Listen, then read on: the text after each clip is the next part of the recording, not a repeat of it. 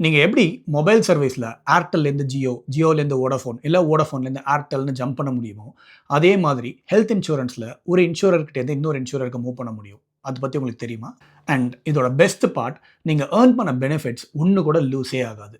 இத பத்தி நான் ஃபுல்லா சொல்றேன். அதுக்கு முன்னாடி இந்த மாரி நெறைய ஃபினான்ஷியல் கன்டென்ட் தெரிஞ்சுக்கிறதுக்கு மறக்காம சேனலுக்கு சப்ஸ்கிரைப் பண்ணிருங்க. ஜெனரலா ஒரு இன்சூரன்ஸ் கம்பெனிலேருந்து மாறுறதுக்கு இந்த 3த்துல ஒரு ரீசன் தான் உங்களுக்கு கண்டிப்பா இருக்கும்.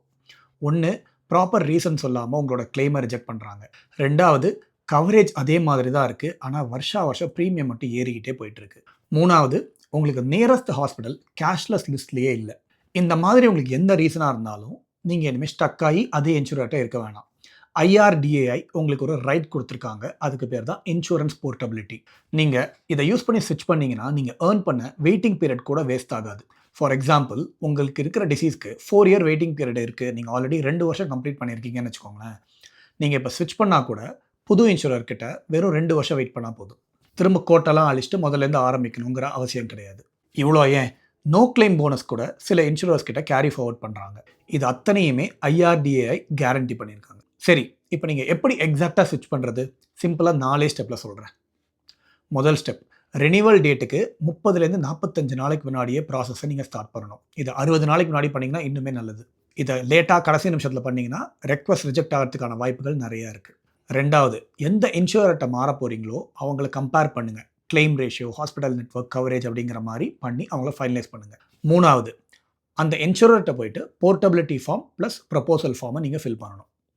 4வது இந்த முதல் 3 ஸ்டெப்ப முடிச்சீங்கன்னா, ஓல்ட் இன்சூரர் 7 நாள்ல உங்களோட ரெக்கார்ட்ஸ புது இன்சூரர்ட்ட ஷேர் பண்ணிடுவாங்க. அதுக்கப்புறம் அவங்க கிட்ட நீங்க பிரீமியம் ஸ்டார்ட் பண்ணி ஆரம்பிச்சிடலாம்.